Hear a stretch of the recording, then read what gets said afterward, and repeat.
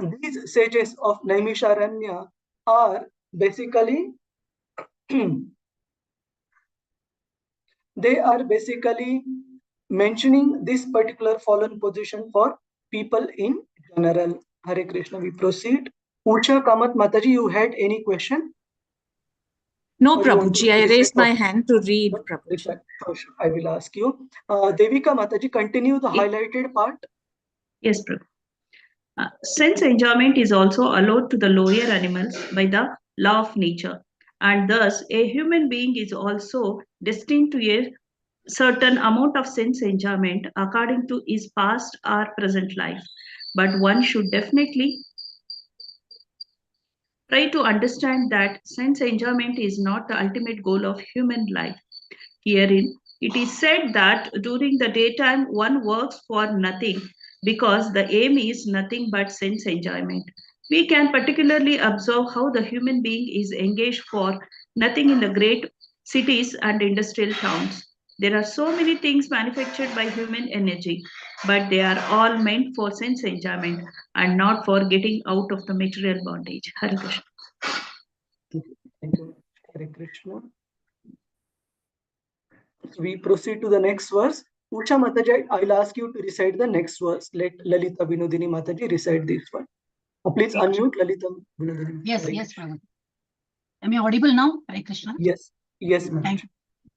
Yada parikshit kurujangale vasat. Sutta Uvacha. Yada parikshit kurujangale vasat. Kalim pravishtam nija chakravartite. Kalim pravishtam nija chakravartite. Nishamya vartam anati priyam tataha.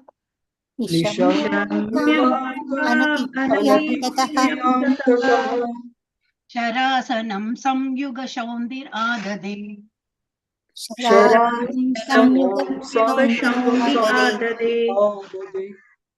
Translation. Translation by Divine Krishna Prabhupada, Srila Prabhupada ki jai. Sutta Goswami said, while Maharaja Parikshit was residing in the capital of the Kuru Empire, the symptoms of the age of Kali began to infiltrate within the jurisdiction of his state. When he learned about this, he did not think the matter very palatable. This did, however, give him a chance to fight. He took up his bow and arrows and prepared himself for military activities. Shall I continue, Purport? We will see purports in few pieces, Mataji, because it's a bit long purport. So here we see, just give me a few minutes, Mataji. Yes. So here we see Sutta Goswami beginning to answer about the inquiries by the sages of Naimisharanya in terms of activities of Maharaj Parikshit. That how did he encounter this particular scenario of this black man committing heinous act of hurting the cow and the bull? Why did he do that? And that particular scenario, as we discussed in the last discussion, it was unheard of. They were not able to imagine that such an offense can ever happen. And if it has happened, why Parikshit Maharaj simply punish that black person without giving him capital punishment, without killing him altogether immediately? So Sutta Goswami is explaining the background to this episode by saying that Parikshit Maharaj, while residing in the capital of Kuru Empire, that is the Hastinapur, he came to know about various symptoms of Kali Yuga that began to manifest and infiltrate within the jurisdiction of his kingdom. And Srila Prabhupada specifically mentions that it was very, very unpalatable. It was not a very palatable news to Parikshit Maharaj to come to know of it. And at the same time, in the next verses, we will also see that this infiltration by the Kali Yuga after the departure of Lord Krishna and the death of, the departure of Lord Krishna and retirement of the Pandavas, this was only a matter of time because Kali Yuga was already set and ready to start spreading its influence. So while it was unavoidable, Parikshit Maharaj himself did not sit quiet. He immediately took up his weapons and set about to counteract those influences, to counteract those spread of Kali Yuga symptoms within his kingdom. So since the purport is bit long, we will see the selected part out of it.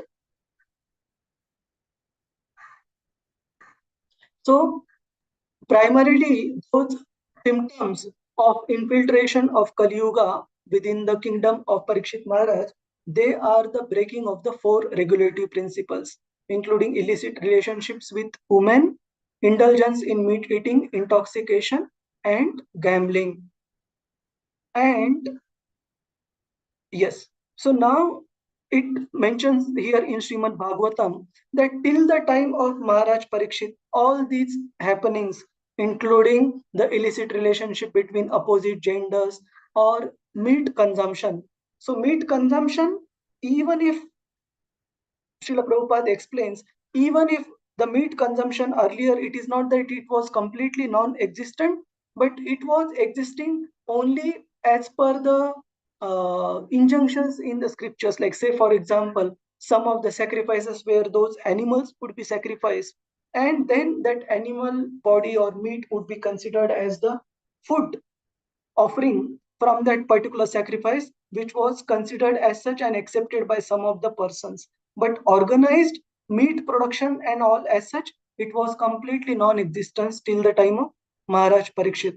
Similarly, intoxication and gambling, all these symptoms of Kali Yuga, they were practically unknown before the onset of Kali Yuga, before the time of Maharaj Parikshit. And as soon as they were slightly detected, Maharaj Parikshit went out to root them out. Mataji, you can continue from the news. Yes, Prabhuji. Hare Krishna. The news was not palatable for him, but in a way it was, because Maharaja Parikshit got a chance to fight. There was no need to fight with small states because everyone was peacefully under his subordination. But the Kali Yuga miscreants gave his fighting spirit a chance for exhibition. A perfect Kshatriya king is always jubilant as soon as he gets a chance to fight, just as a sportsman is eager when there is a chance for a sporting match. Thank you, Mataji. So here it is explained that while Maharaj Parikshit was residing in a very comfortable manner in the Hastinapur, in the capital of Kurus, and this particular news, when it came about the onslaught of the symptoms of Kali Yuga, he was not very happy to learn about this. It was not very palatable. But there was one particular thing which brought slight excitement to the king, and that particular thing was that while he never had a need or a chance to exhibit his Kshatriya spirit in terms of fighting, because all the kings of the other states, they were all in agreement to the sovereign rule of Maharaj Parikshit, and before him the sovereign rule of Maharaj Yudhishthir. So there was never any need to go and fight for expansion of the kingdom. But now that Kali Yuga onslaught had begun, it had given Maharaj Parikshit an opportunity to exhibit his Kshatriya spirit. It had given him a opportunity of fighting, and that brought little excitement to the king. He was bit jubilant. Please continue, Mataji. In the rainy season. Yes, Prabhuji. In the rainy season, rain is predestined, and yet people take precautions to protect themselves. Similarly, in the age of Kali, the symptoms, as above mentioned, are sure to infiltrate into social life. But it is a duty of the state to save the citizens from the association of agents of the age of Kali. Maharaja Parikshit wanted to punish the miscreants indulging in the symptoms of Kali and thus save the innocent citizens who were pure in habit by culture of religion. It is the duty of the king to give such protection, and Maharaja Parikshit was perfectly right when he prepared himself to fight. Hare Krishna. Thank you. Thank you, Mataji. Srila Prabhupada ki jai.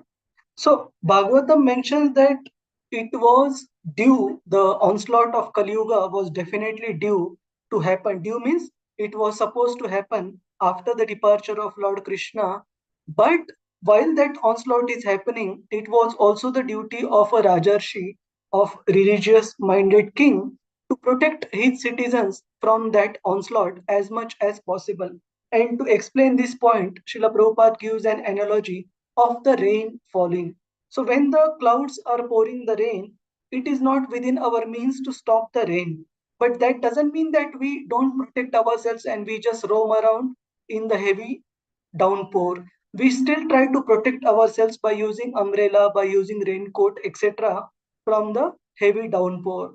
Similarly, while that onslaught was definitely unavoidable because of the beginning of the Kali Yuga, Maharaj Parikshit did not sit quiet.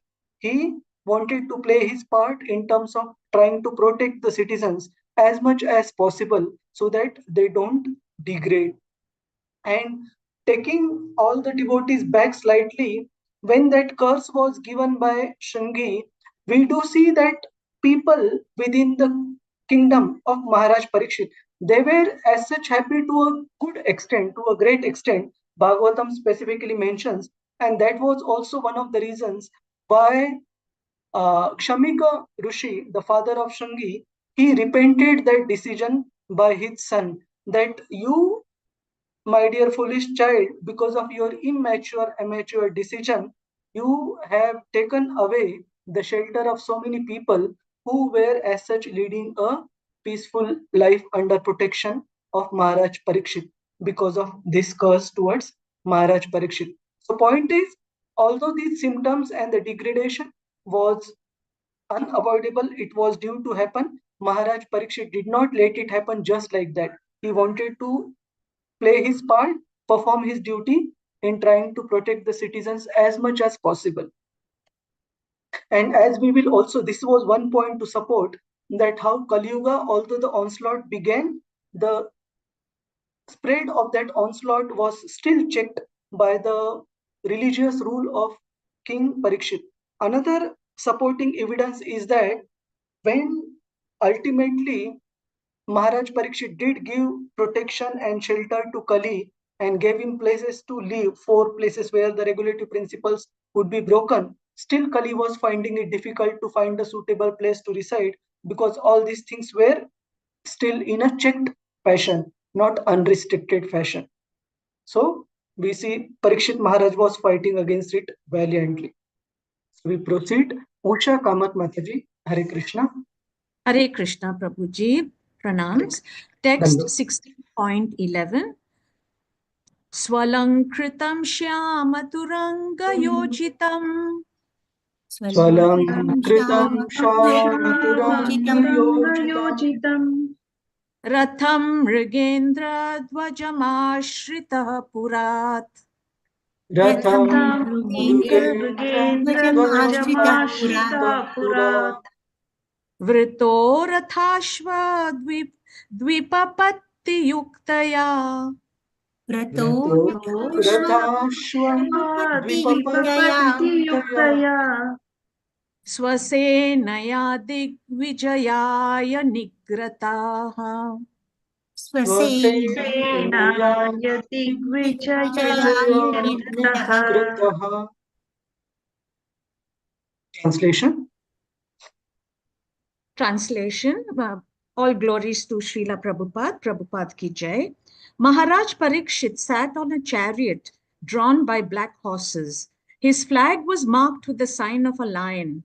Being so decorated and surrounded by charioteers, cavalry, elephants, and infantry soldiers, he left the capital to conquer in all directions. Thank you. And purport, it's a small purport. Yeah. Maharaj Parikshit is distinguished from his grandfather Arjuna, for black horses pulled his chariot instead of white horses. He marked his flag with the mark of a lion, and his grandfather marked his with the mark of Hanumanji. A royal procession like that of Maharaj Parikshit, surrounded by well-decorated chariots, cavalry, elephants, infantry, and band, not only is pleasing to the eyes, but also is a sign of civilization that is aesthetic even on the fighting front. Thank you. Thank you. Krishna, thank you, Prabhuji. Yes. So the next verse, it describes about the different regions of the earthly planet that were conquered by Maharaj Parikshit, including Bhadrashva, Ketumala, Bharata, the northern Kuru, Kim Purusha, etc., and exacted tributes from their respective rulers. So now, after seeing the infiltration by the symptoms of Kali Yuga, now that Parikshit Maharaj has set out along with his entourage, including the army, the cavalry, and all that, he starts visiting different planets which were as such already under the subjugation of his sovereignty, and detailed description of these different parts of the uh, earthly planets in terms of divisions into various dvipas, into various islands surrounded by various oceans is mentioned in the fifth canto of Srimad Bhagavatam, where it is explained how Priyavrat Maharaj, who was basically second generation coming down from Brahma, Manu, and King Priyavrat and Uttanapa, these were the children from Manu. And when Priyavrat Maharaj was requested by the authority Lord Brahma to accept the path of household life when he was already pursuing life as a renunciate, Priyavrat Maharaj accepted this instruction and subsequently he started traveling all over the surface of the earth with his chariot. And because of the rims of his chariot, this earthly planet, it was divided into various dvipas, various islands or continents as they are known today. So we won't go into the details of the descriptions of these islands. You can read through at your leisure, and you can also read the description of these islands furthermore in detail in the fifth canto of Srimad Bhagavatam. So this part we will skip.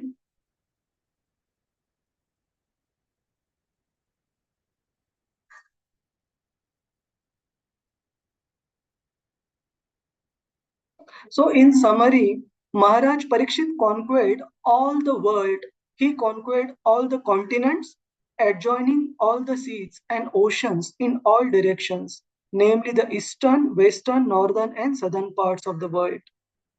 So we will now come to a very important section of the verses, text 13 to 15. Divya Rukmini Mataji, Hare Krishna.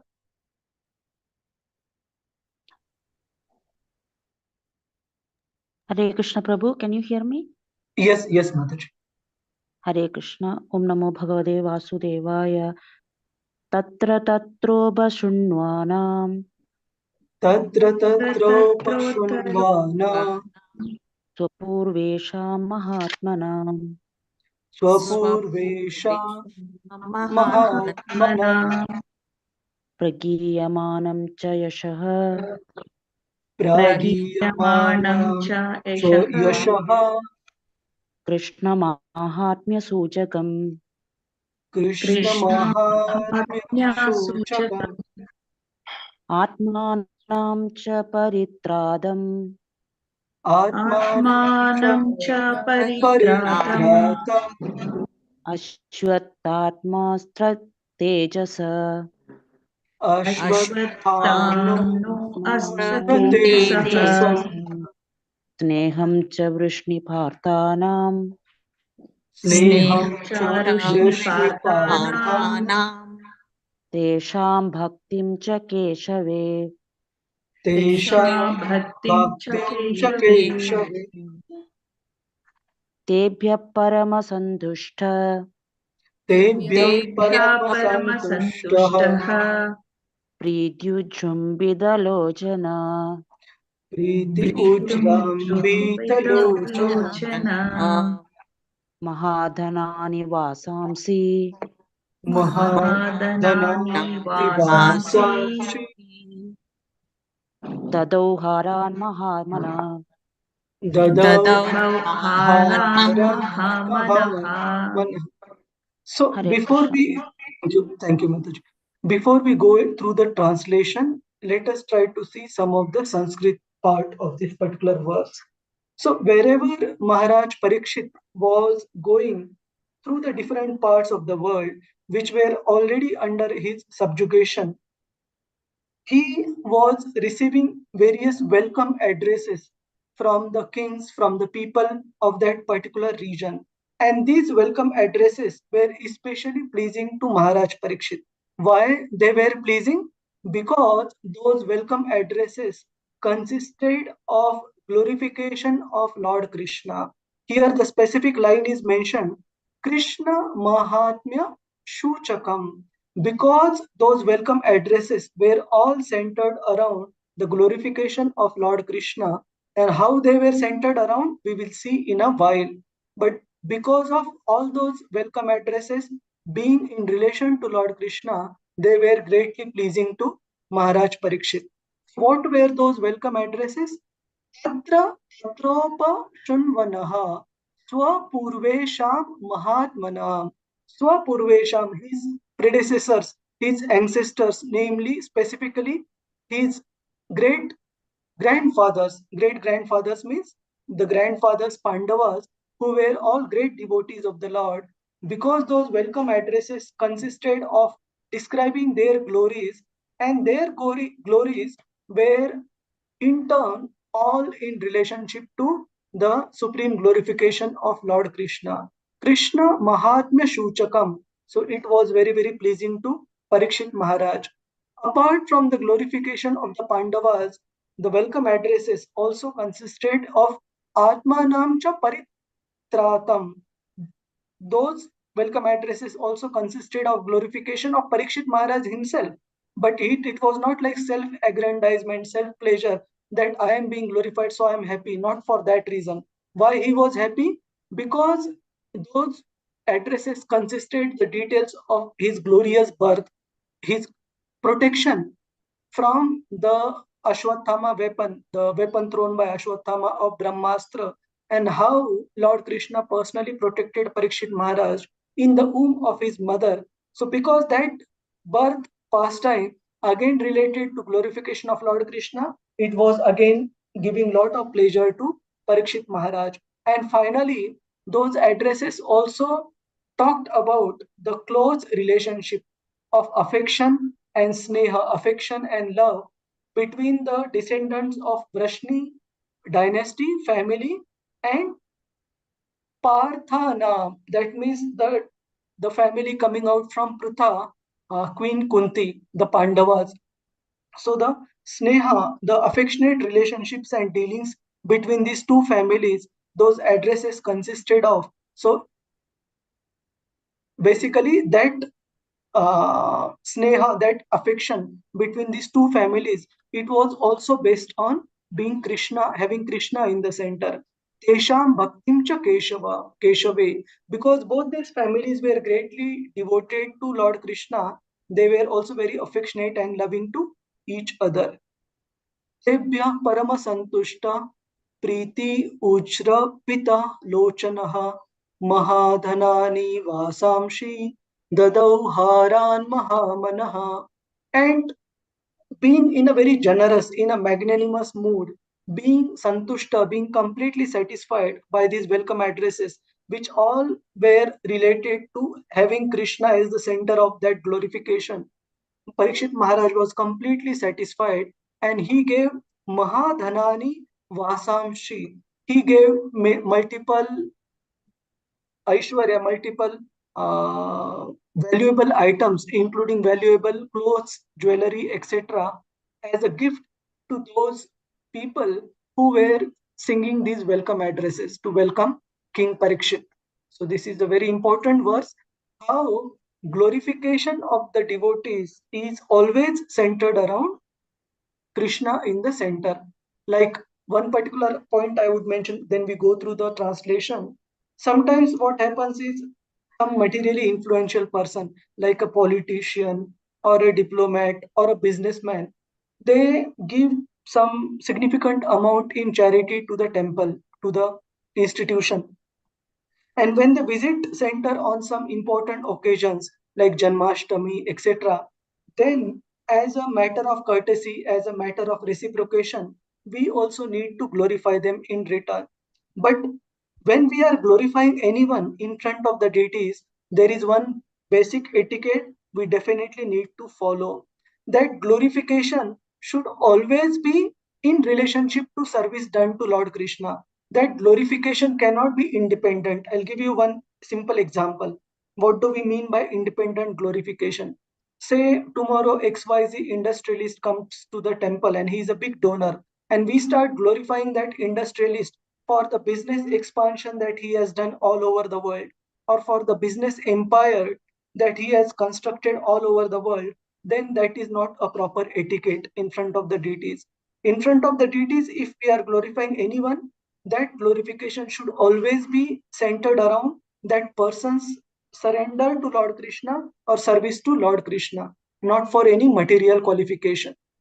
So we see Parikshit Maharaj was not in a like a mood of self-aggrandizement.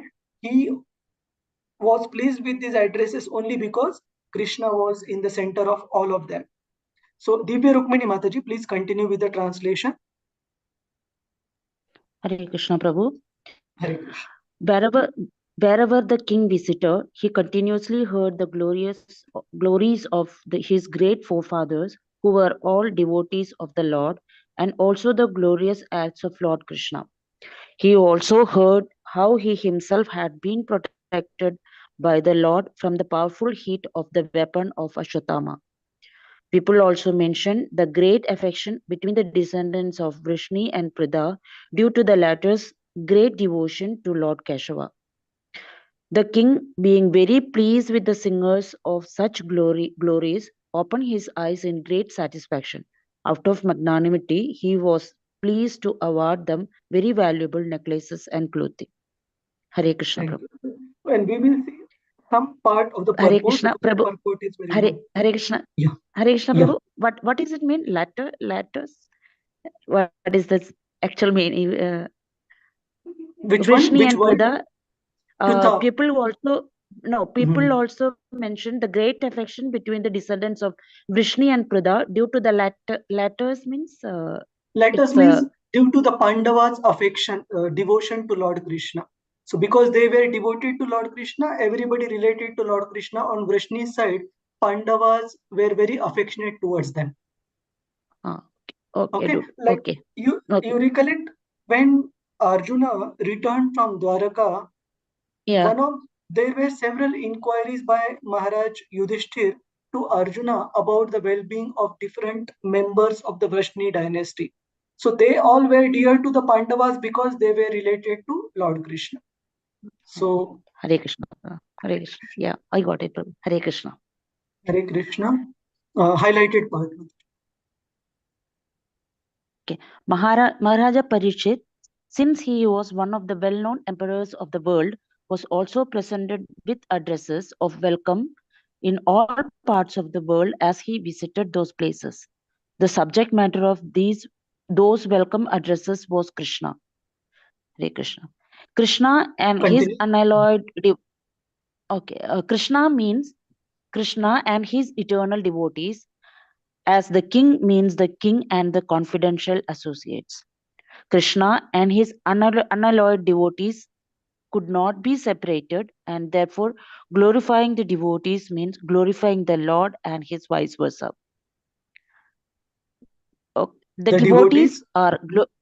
The devotees are glorified by the presence of the Lord because they cannot live for a moment without the presence of the Lord and his different energies. The Lord is present for the devotee by the acts and glories, and therefore Maharaj Parikshit felt the presence of the Lord when he was glorified by his acts, especially when he was saved by the Lord in the womb of his mother. The devotees of the Lord are never in danger, but in the material world, which is full of dangers at every step, and devotees are apparently placed into dangerous positions, and when they are saved by the Lord is glorified. The Lord would not have been glorified as a speaker of Bhagavad Gita and his devotees, like the Pandavas, not been entangled in the battlefield of Kurukshetra. Hare Krishna Prabhu. Srila Prabhupada ki jai. So Jai. here it is explained that glorification of devotees, why it is special? It is special because of their unalloyed devotional service to Lord Krishna, because of their surrender to Lord Krishna. 1 second. Yeah. Because of their unalloyed devotional service to Lord Krishna, Whenever they are glorified, invariably Krishna is glorified. So let us see some of the references from the Srimad Bhagavatam itself, where the reason for Pandava's glorious life is mentioned, like uh, in the prayers that are offered by Bhishmadev when Pandavas, along with Lord Krishna, visit Bhishmadev at the time of his departure. He glorifies the Pandavas, saying, Yatra dharma suto raja gada panir vrukodaraha Krishno stri gandivam chapam surut Krishnastato vipat.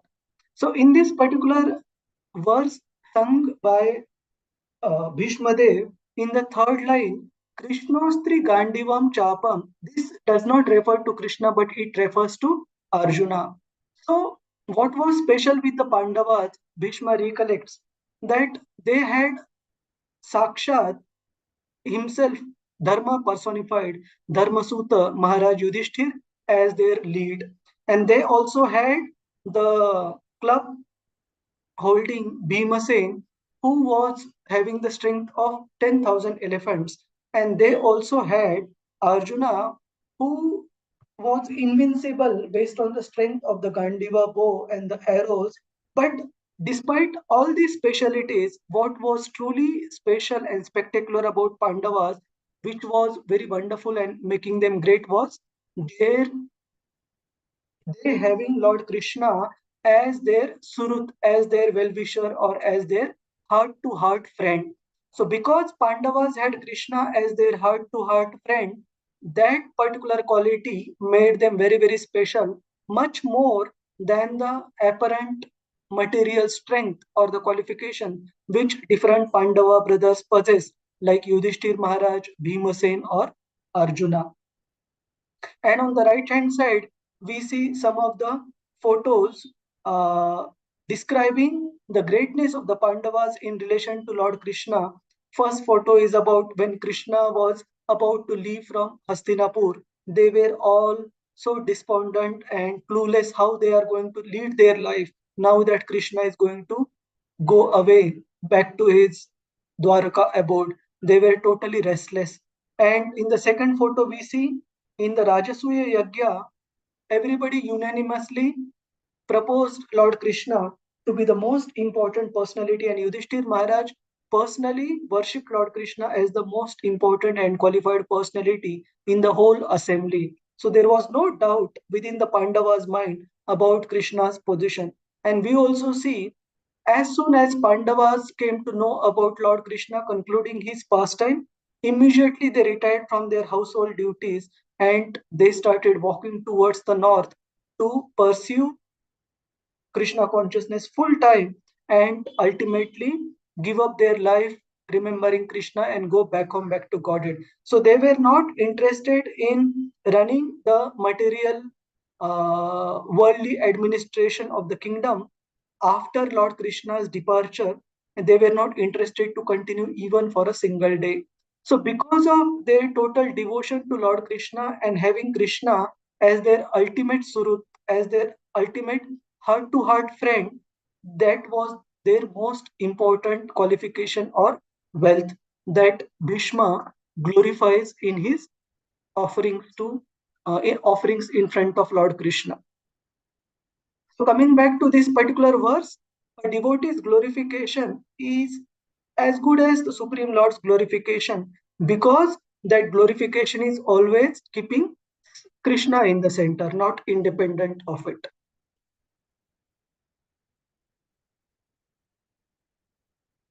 And in the last part of the paragraph, Srila Prabhupada also explains why does Lord put his devotees in danger just to bring out their glories in front of the world. Like Srila Prabhupada specifically writes, the devotees of the Lord are never in danger. But in the material world, which is full of dangers at every step, the devotees are apparently placed into dangerous positions. And when they are saved by the Lord is glorified. Lord Krishna would not have been glorified as the speaker of Bhagavad Gita had his devotees like the Pandavas not been entangled in the battlefield of Kurukshetra. So on the right hand side, we give examples of so many devotees because they were persecuted in such a severe manner. Their glories came in front of the whole world, and through their glories, even Lord was glorified. Like in the first picture, we see Draupadi. Wherever we think of Draupadi, one of the important pastime incident that comes to our mind is Draupadi's unconditional, total surrender to Lord Krishna and Lord Krishna's complete protection offered to protect Hare Krishna. Divya Rukmini Mataji. Mataji, you can keep the video off or you can stay at one place so that it is not too moving. So this particular incident, it reminds us about the complete surrender of Draupadi and the total protection offered by Lord Krishna to protect the honor and dignity of his devotee. So in the second picture, we see Parikshit Maharaj being severely attacked by the Brahmastra weapon of Ashwatthama and Krishna protecting the child within the womb, not letting even a slightest of the harm happen to Parikshit Maharaj. Or in the third picture, we see Prahlad Maharaj, he being completely protected by Lord Narsimhadev from severe persecutions meted out by Hiranyakashipu. Or in the fourth picture, as Srila Prabhupada mentions here in the example, that because Arjuna was totally confused before the battle of Kurukshetra, Krishna had that opportunity to give that knowledge of Atma and the yoga ladder and specifically Bhakti Yoga, the process of surrender, to all the conditioned souls on the earthly planet because of Arjuna showing that example of a confused person. So because the devotees are put in such difficult situations, the whole world benefits and they are also glorified. Krishna is also glorified. Otherwise, there is no other purpose for Krishna to put his devotees in danger or difficult situation. Any questions, comments, Prabhuji's, Mataji's? Hare Krishna. On this particular point? Hare Krishna, Krishna Hare Hare. Adidev Prabhu, Ajit Tiwari Prabhu, is this clear? Any thoughts, questions before we proceed? Clear, Ananda. No, Prabhu. Okay. All right. So let us proceed.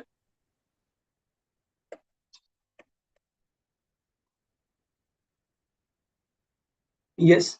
And why these devotees were so special? Like we just saw why Krishna puts them in difficult situation to glorify them, and why only these devotees is answered in the next question. What was so special with devotees like Pandavas, Prahlad Maharaj, Draupadi, and Arjuna is the fourth picture that we saw in the earlier slide. What was so special with the Pandavas that Krishna chose them time and again to teach something to the worldly people? So let us recite this verse. Who were Ishwari Priya Mataji, are you able to unmute yourself now? See, or we will request Lalita Vinodini Mataji. All right. Lalita Vinodini Mataji, please continue. Oh, Reena Mataji is there. Should I continue? Okay. Sorry, Reena Mataji, let her recite Mataji. Next one, you continue. Reena Mataji, please continue. Hare Krishna Prabhuji. Hare Krishna. Taratya Sevana Sakya Dautya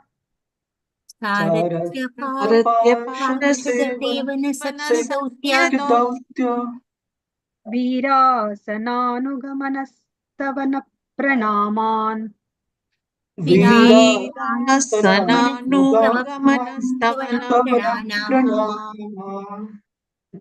Nigdeshu Pandushu Jagat Pranatim Cha Vishnu Snigdeshu Pandushu Jagat Pranatim Cha Vishnu Bhaktim Karoti Nrupatishcharanaravinде Bhakti Karoti Nrupatishcharanaravinде.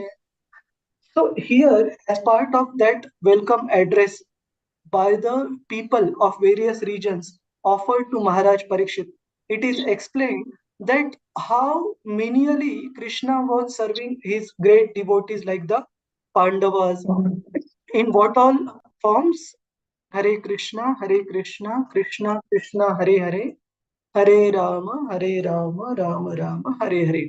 In what all ways Krishna was serving Pandavas menially as their Sarathi, as the charioteer of the Pandavas.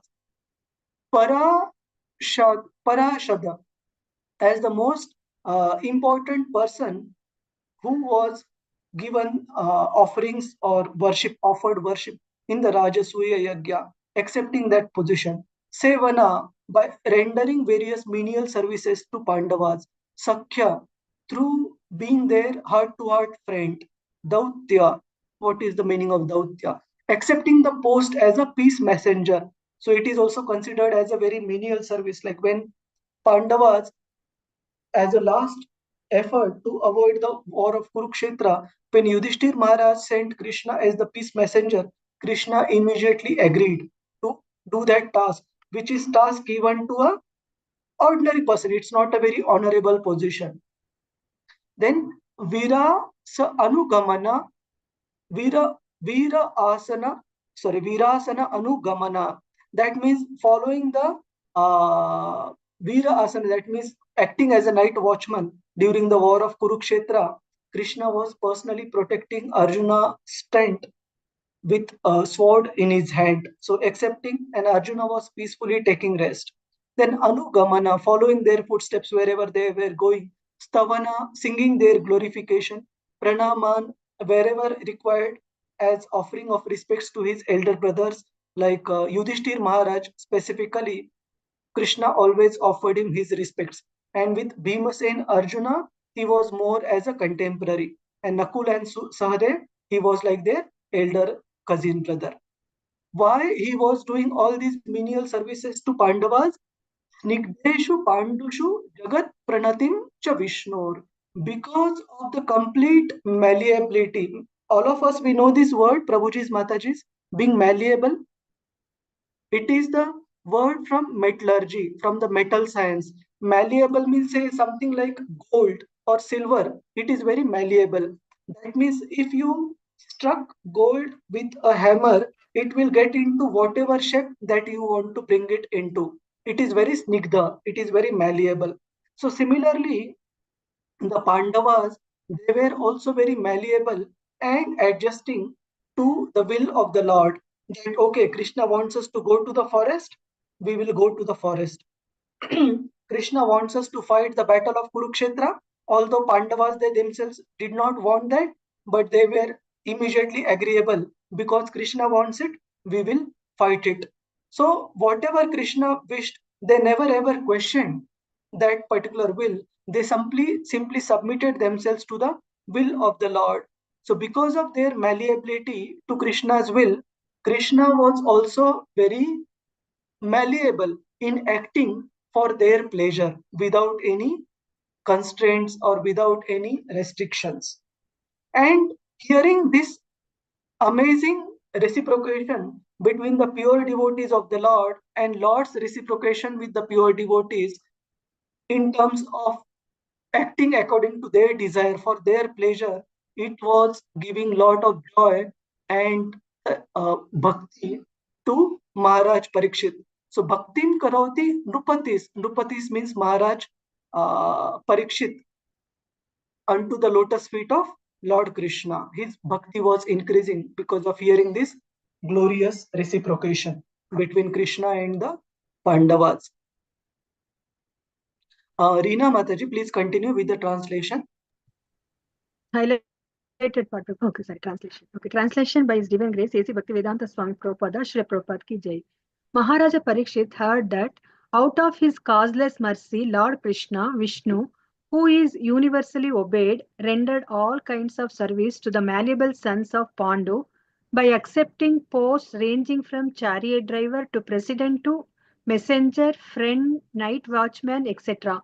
According to the will of the Pandavas, obeying them like a servant and offering obeisances like one younger in years, When he heard this, Maharaja Parikshit became overwhelmed with devotion to the lotus feet of the Lord. Hare Krishna. Thank you. Hare Krishna. 1 second. You can read the highlighted part, Mataji. Maharaja Parikshit. Sorry, one thing. You can read from the beginning. It's a small purport. Hare Krishna. Okay. Lord Krishna is everything to the unalloyed devotees like the Pandavas. The Lord was for them the supreme Lord, the spiritual master, the worshipable deity, the guide, the chariot driver, the friend, the servant, the messenger, and everything they could conceive of. And thus the Lord also reciprocated the feelings of the Pandavas. Maharaja Parikshit, as a pure devotee of the Lord, could appreciate the Lord's transcendental reciprocation of the feelings of his devotees, and thus he himself also was overwhelmed with the dealings of the Lord. Simply by appreciating the dealings of the Lord with his pure devotees, one can attain salvation. The Lord's dealing with his devotees appear to be ordinary human dealings, but one who knows them in truth becomes at once eligible to go back home, back to Godhead. The Pandavas were so malleable to the will of the Lord that they could sacrifice any amount of energy for the service of the Lord. And by such unalloyed determination, they could secure the Lord's mercy in any shape they desired. Hare Krishna Prabhuji. Thank you, Mataji. So here it is explained this very one important quality of appreciating the dealings of the Lord with his pure devotees.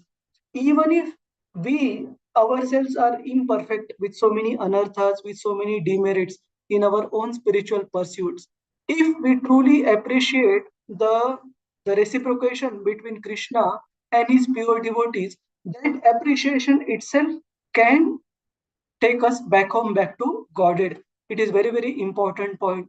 And the same point also comes through uh, various examples in the life of Lord Sri Chaitanya Mahaprabhu, where devotees, they were always happy seeing any other devotee receive the mercy of the Lord.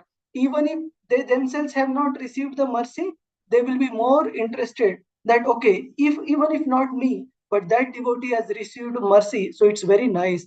So at least that devotee will go back home, back to Godhead, or will perfect his life. They were never thinking that why that devotee, I should receive the mercy first, or I should be the first in the priority list of Lord Krishna. So appreciating that loving reciprocation between Krishna and his pure devotees would itself cleanse our heart of all the misgivings. So even if we are not perfect, we should learn to appreciate that any particular devotee receiving the mercy of the Lord. That is very, very important. And finally, it is mentioned that how Pandavas, they were so surrendered, malleable to the will of the Lord, that they could sacrifice any amount of energy to serve the Lord in any way He wanted them to serve. So let's go back to the slides.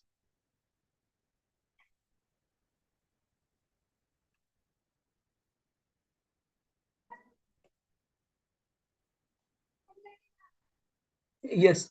So there is another similar verse which comes in the previous chapter, few chapters back, that we saw when Krishna was welcomed by the citizens of Dwaraka in Dwaraka. They offer one of the prayers referring to Krishna as their everything, as their father, spiritual master, worshipable deity, well-wisher, mother, everyone.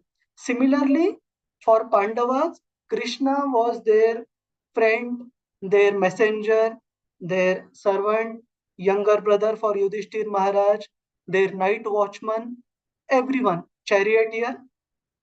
He was completely malleable to their will, and Pandavas in turn were malleable to Lord Krishna's will, completely surrendered.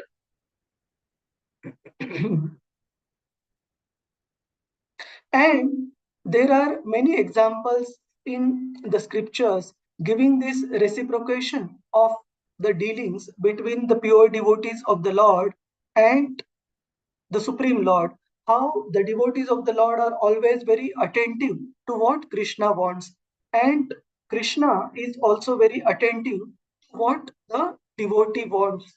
like in Chaitanya Charitamrita, there comes a wonderful reciprocation between great devotee of the Lord, Sri Ramananda Rai, who happens to be Vishakha Sakhi in the Krishna Leela. So Ramananda Rai, although an authority in the spiritual scriptural understanding, Sri Chaitanya Mahaprabhu, he is the Supreme Lord himself. But we see in the interaction between these two, it is Sri Chaitanya Mahaprabhu asking various questions from Ramananda Rai and letting him answer those questions for the benefit of all the devotees to come. And in one such interaction between these two great personalities, Ramananda Rai, he gives the analogy of a cloud.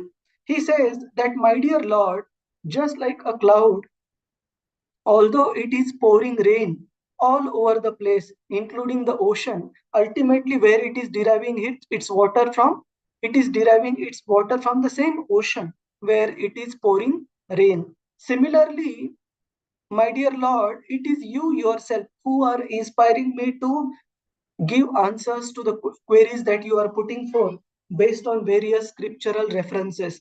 So it is you who are giving me the spiritual intelligence to answer, and you yourself are asking the questions just for the benefit of people in general. So as a surrendered soul unto you, I will obey that order that you want me to answer the question for the people's benefit. I will do that, but know for sure that ultimately this spiritual intelligence is coming from you only. It is not my intelligence.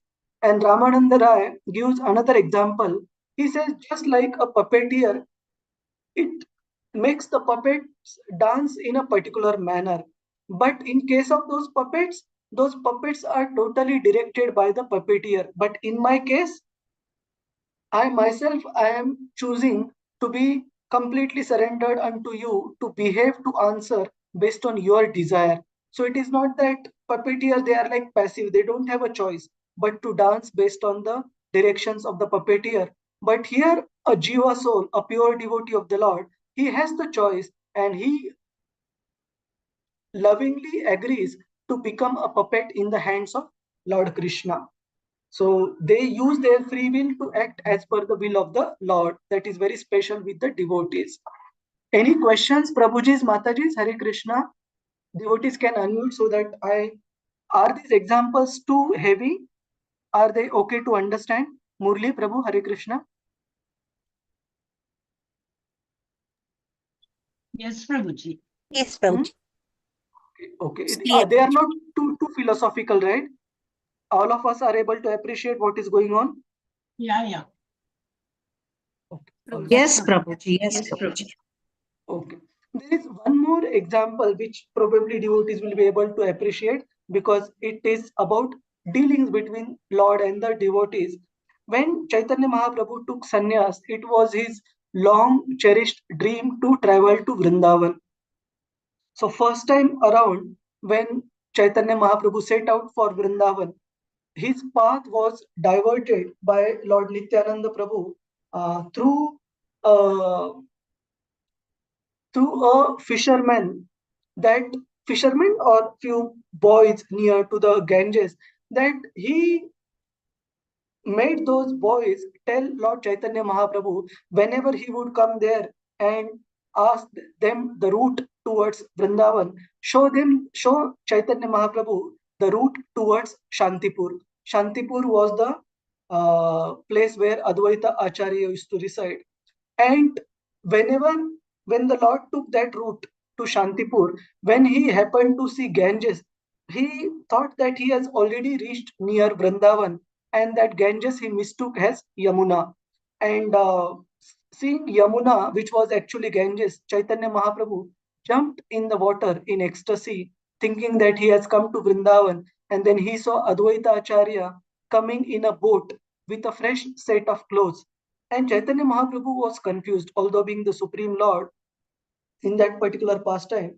Chaitanya Mahaprabhu told Advaita Acharya, my dear Advaita, how come have you come to Vrindavan? And Advaita Acharya did not tell him that you are in a wrong place. He said, my dear Lord, wherever you are present, that place is nothing but Vrindavan. So yes, you are right that we are in Vrindavan. And then Chaitanya Mahaprabhu comes to know that Nityananda Prabhu and other devotees have tricked him in getting him to Shantipur, Advaita Acharya's place. And at that particular place, Advaita Acharya offers him fresh pair of saffron cloth, because now Chaitanya Mahaprabhu was a sannyasi. And Advaita Acharya and his good wife, Sita Devi Thakurani, they make a grand big feast for Chaitanya Mahaprabhu, spread in the whole room on the banana leaves. And Chaitanya Mahaprabhu, now that he has accepted sannyas, he is very careful about following the rules and regulations. And he tells Advaita Acharya before that prasadam is served, just give me one handful of vegetable and few morsels of rice. That much only I would accept. And while Advaita Acharya offers such a huge feast, Chaitanya Mahaprabhu is very shocked. He said, Advaita, what are you doing? I have accepted sannyas and you are basically asking me to do something which can distract me from the path of strict sannyasa ashram. And Advaita Acharya says, my dear Lord, please don't trick me. In your form as Govardhan, you accept offerings from the Brajavasis, which are 10 times more than what I have cooked for you. So for you, this is just a small morsel of rice, this much prasadam. You should be able to finish it easily. And just to please Advaita Acharya, Chaitanya Mahaprabhu finishes all that prasadam that was lovingly cooked by Advaita Acharya and his wife. And then after the prasadam is honored by Chaitanya Mahaprabhu, Advaita Acharya personally starts serving the Lord by massaging his feet. And Chaitanya Mahaprabhu says, my dear Advaita, you have already embarrassed me enough by bringing me to Shantipur instead of Vrindavan, and then giving me such huge feast to honor, to eat, despite me being a sannyasi. And now please don't embarrass me any further by touching my feet. Because Advaita Acharya, Nityananda Prabhu, all these personalities, they were disciples of Chaitanya Mahaprabhu's, they were god brothers of Chaitanya Mahaprabhu's own spiritual master, Ishwara Puri. So as such, they were like on an equal platform as spiritual master for Chaitanya Mahaprabhu. They were all respectable personalities. But because these devotees did not want Chaitanya Mahaprabhu to respect them, they understood his position as the Supreme Lord. They were always very subservient. So there was a competition between devotees trying to serve Chaitanya Mahaprabhu in a menial way, and Chaitanya Mahaprabhu doing any menial thing to please his devotees.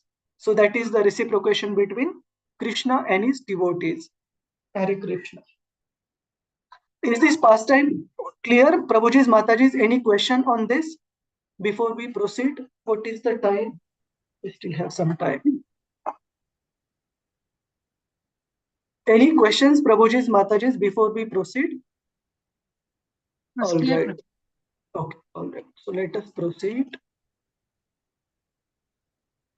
Text 17. If possible, I want to cover till text 24, which concludes with the inquiries by the Dharma in the form of bull personified.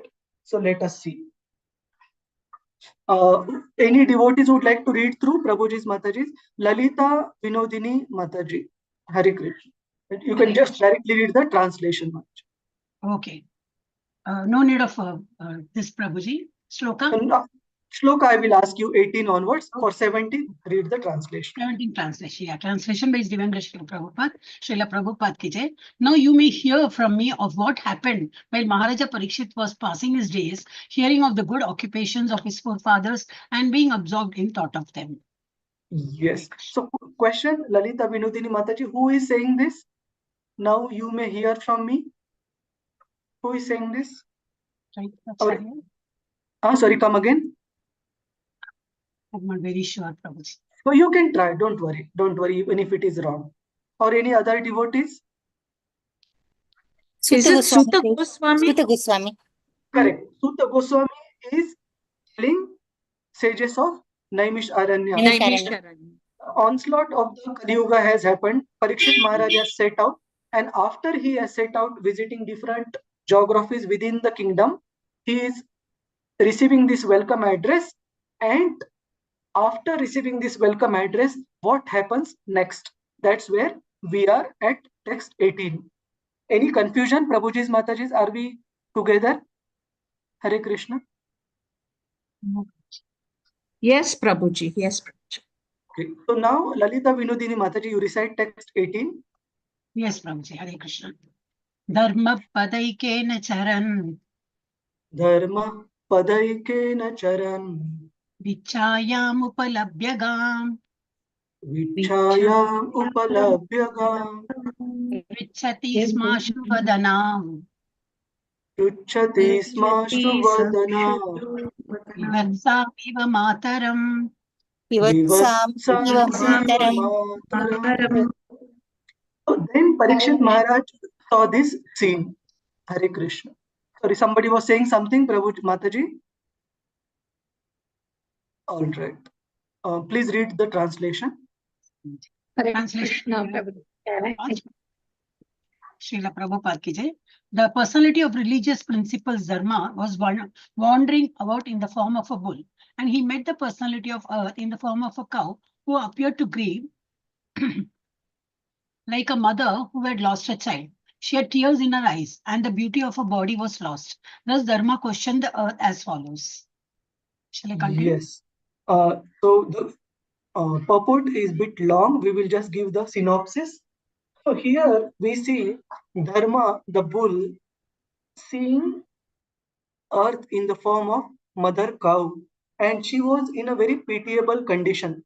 So first of all, this particular sight which Parikshit Maharaj is observing of Dharma, the bull, interacting with earth in the form of cow, is a transcendental sight which only Parikshit Maharaj could observe, and subsequently Kali is also visible there, which only Parikshit Maharaj could observe, and this sight was not visible to the ordinary people. So this is based on the commentary of the Acharyas. So this was a symptomatic sight which was visible to Parikshit Maharaj but not to the common man. So why the earth was in such a pitiable condition? Because so that is mentioned in the next verse, and he appeared to grieve in front of this bull, which represented Dharma. She was in a grievous condition, as if a mother would have lost her child, like that she was crying. So next verse, Mataji, 19th. Shall I continue, Prabhuji? Yes, Mataji, please. Dharma vacha. Dharma uvacha. Kachit badre anamayan atmanaste. Anamayan. Atmanaste. Vichayasi malayateshan mukhena. Vichayasi malayateshan mukhena. Alakshaye bhavatim antaradhim.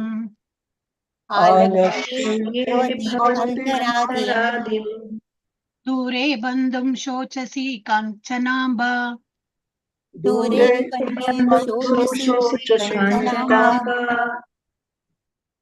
Translation? Translation by Srila Prabhupada. Srila Prabhupada ki jai.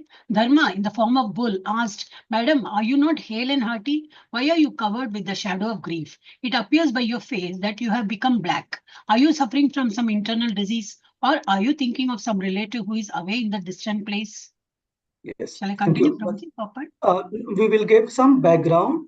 Yes. So here in the verse, the different symptoms of Kali Yuga are given, or different discrepancies in Kali Yuga are given, and all of us, we can see them in our own life. Especially, I was able to relate with them very much based on how the life goes on. One of the symptoms of Kali Yuga, which the bull, which is representing Dharma, is seeing in the mother cow representing the earth, is Dure Bandhum Shochashi Kanchanamba. That my dear earth, or my dear cow, is it that you are feeling the pangs of separation because of having your near and dear ones, Bandhum, at a far away place. And Srila Prabhupada mentions in the purport that in this Kali Yuga, there will always be few discrepancies, there will always be few things lacking in terms of, let us see, the purport is very nice. It's a small purport, so you can read the entire purport, Mataji. Yes, Prabhuji. Hare Krishna. Purport by His Divine Srila Prabhupada. Srila Prabhupada ki jai. The people of the world in this age of Kali are always full of anxieties. Everyone is diseased with some kind of ailment. From the very faces of the people of this age, one can find out the index of the mind. Everyone feels the absence of his relative who is away from home. The particular symptom of age of Kali is that no family is now blessed to live together. To earn a livelihood, the father lives at a place far away from the son, or the wife lives far away from the husband, and so on. There are sufferings from internal diseases, separation from those near and dear, and anxieties for maintaining the status quo. These are but some important factors which make the people of this age always unhappy. Thank you, Mataji. So we can see all these symptoms in our own life. Like if I take one generation back, say when my father was young, although the financial situation in the home was just about meeting the hand to the mouth, that my grandmother used to take care of the agriculture, and they were and are four siblings, two brothers, two sisters, but everyone was together. And farthest a person lived from parents or from the siblings was around 10 to 11 kilometers far to study in a town. Hare Krishna, Krishna Krishna, Hare Hare, Hare Rama, Rama Rama, Hare Hare. But in the modern life, we see that, like I myself, if I take an example, I left home when I was 15 for studies, and mother was feeling the separation that son is leaving so early, he's quite young. And then, as the fate would have it, I got a very less opportunity to go back because of the study pressure and college schedule, etc. Then finally finished the studies, got into a job. Parents were happy that now they will see the son settled and can enjoy the son getting settled. And immediately, for job purpose, left India in 2007. 7 days after marriage, and mother again started crying in front of the neighbors that son has immediately left. Now how do we take care of the daughter-in-law who doesn't have her papers ready, so she would need some time before she can join him. And there were many years that were passed, to the extent that my mother got so frustrated. She said, you come back before something happens to me while I'm still alive. And then we also thought that parents' health is giving so many issues, we should come back. I got my family back into India, and I'm still struggling to fully move back to India. Still, some part of the transfer process is pending, and I need to go back once more. So the point is, while arranging the bread and butter itself, there are always situations in Kali Yuga where the family is not together, where parents are staying in one place, husband, wife are staying in different places. What to speak of that?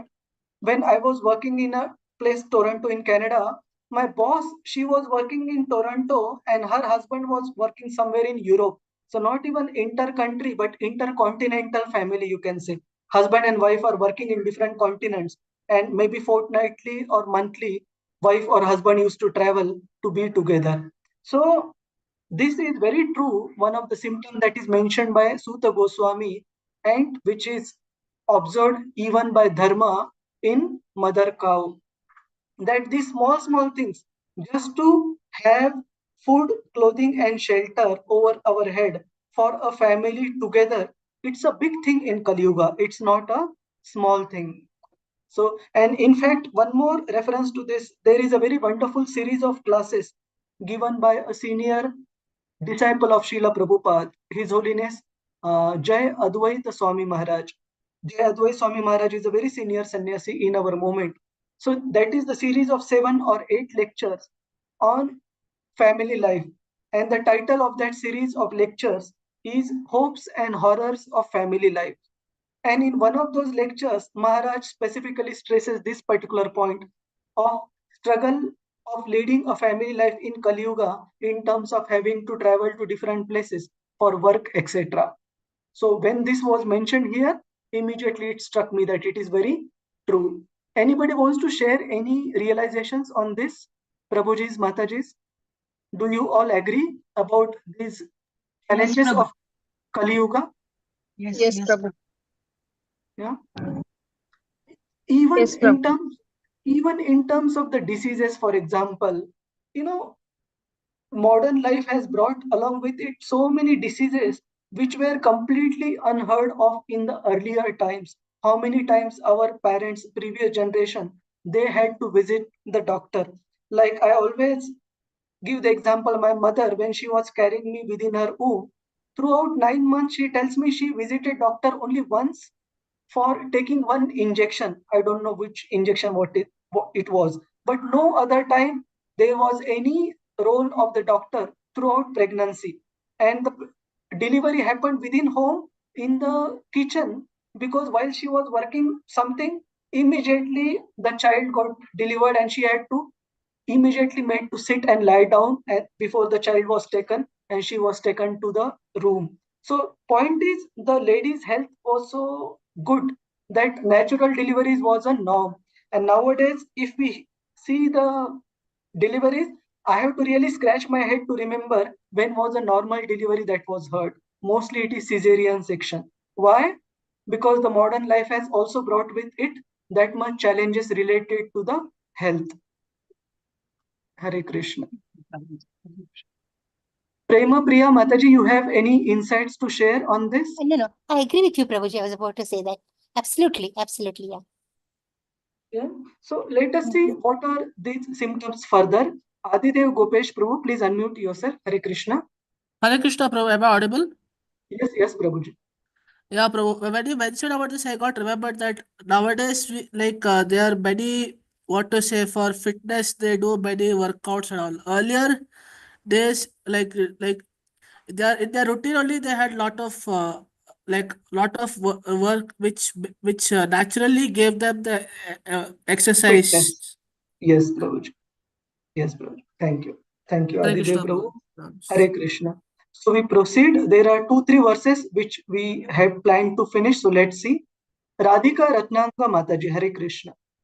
Hare Krishna, Prabhu. That regarding posting of spouses, Prabhu, I am a part of that symptom, Prabhu. Actually, me and my daughter moved on to Indore MP, and my husband and my son are in Hyderabad, Prabhu. See, such qualified person, Mataji herself is a physician, very well qualified, but somehow the arrangement in Kali Yuga is such that family gets completely split, staying in different places. What to do? Yes, Prabhu. Yes, Prabhu. Part and parcel of the Kali Yuga challenge. Hare Krishna. Yes, Hare Krishna. So, Radhika Ratnanga Mataji, you want to read through? Yes, Prabhu. Translation, yeah. I have lost my 3 legs and am now standing on one only. Are you lamenting for my state of existence, or are you in a great anxiety because henceforward the unlawful meat eaters will exploit you? Or are you in a sorry plight because the demigods are now bereft of their share of sacrificial offerings because no sacrifices are being performed at present? Or are you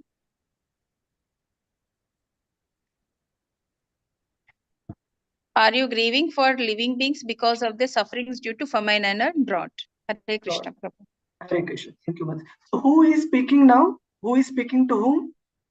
All these grievances? Bull to the cow, Prabhuji. The bull, yeah. Dharma in the form of bull to earth in the form of cow. Yeah. So let's go back to the slides so it's easier to understand. These are the 4 symptoms of Kali Yuga that Dharma is mentioning to the cow. First symptom is the bull Dharma is standing on one of his leg with 3 of his 4 legs cut by Kali. And which are these 4 legs? Truthfulness, austerity, cleanliness, and mercy. And which are the legs that are cut out? Everything apart from truthfulness. In fact, even if we say truthfulness is the one leg on which Dharma is standing, people will laugh at us because there is hardly any truthfulness left. Everywhere we see cheating and everything. But still, And that is supposed to be the only pillar of dharma which is still somehow or holding on to it without falling off.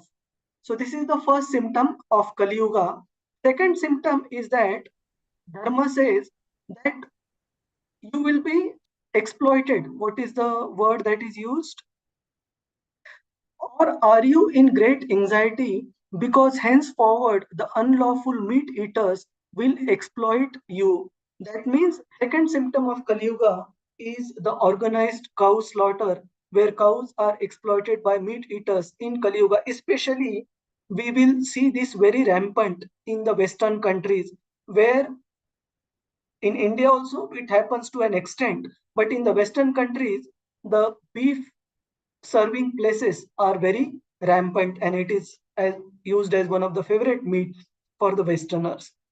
Third symptom that is mentioned by Dharma is that the sacrifices will be stopped, and as a result the demigods, they will be bereft of their sacrificial offerings. They won't get their due share, and as a result they will also be always in want of their sacrificial offerings. And fourth is the living beings will constantly be suffering due to the extremities of the nature in the form of famine, drought, or sometimes flood. Nowadays, it rains in any season. Like there were recently floods in the desert in UAE and all, and even in some parts of the Saudi, which was totally unheard of. There was snowfall in desert. So there are total extremities and irregularities in the conduct of the nature, which results in situations like famine, drought, floods, etc. So all these are the Kali Yuga symptoms. So let us proceed. Two more verses. Radhika, or now one second. Vandita Mataji, did you unmute yourself in between? You wanted to read? Myself, Prabhuji. No, I thought like I heard Vandita Mataji in between. I'm not sure. But if you haven't said, then fine. Radhika, Yes, Prema Priya. Prabhu, I'll read. Okay. Yes, Prabhuji. May I, or is anyone listening? Okay, Prema Priya Mataji, continue then. Okay. Fine. Hare Krishna. Arakshamanaha You can Siyaulikala. directly read the translation, Mataji, in the interest Okay, of time. okay, Prabhuji. Okay, Prabhuji. Hare Krishna. A translation by Srila Prabhupada Prabhuji. Are you feeling compunction for the unhappy women and children who are left forlorn by unscrupulous persons? Or are you unhappy because the goddess of learning is being handled by brahmanas addicted to acts against the principles of religion? Or are you sorry to see that the brahmanas have taken shelter of administrative families that do not respect Brahminical culture? Yes, so here again, Dharma is talking about various other discrepancies, especially about the exploitation and mistreatment of women and children. And there are n number of such scenarios. We don't have to really elaborate. We all see on a day-to-day basis how children, say, even in the well-educated and so-called cultured families, we see when the husband and wife are both working, it is so difficult in terms of upbringing the child properly. Mostly, parents they leave their child in daycare, where the treatment and reciprocation with the child is not as loving like in a family home. It is still a professional arrangement in the daycare system where the child is fed at time, taught few things at time, also learns few unwanted things in terms of too much use of gadgets, electronic gadgets, etc. So on and so forth. So even if husband wife are earning a very handsome salary or income, many a times they don't have time that is needed to take care of the child or upbringing of the child. So similarly, women they are also exploited in so many different ways. The brahmanas they can't keep their neutral status. They need to sometimes accept salary or some service which should not be accepted by the brahmanas, and because of that service they become obligated to please their masters. So all these are other discrepancies which are mentioned by the dharma. So I guess we have reached our time, and let's not rush. We will continue from text 22 onwards in the next session. So meanwhile, if devotees Yes, have Prabhu. any comments, you can mention. Let me share the link. 1 second. Let me stop the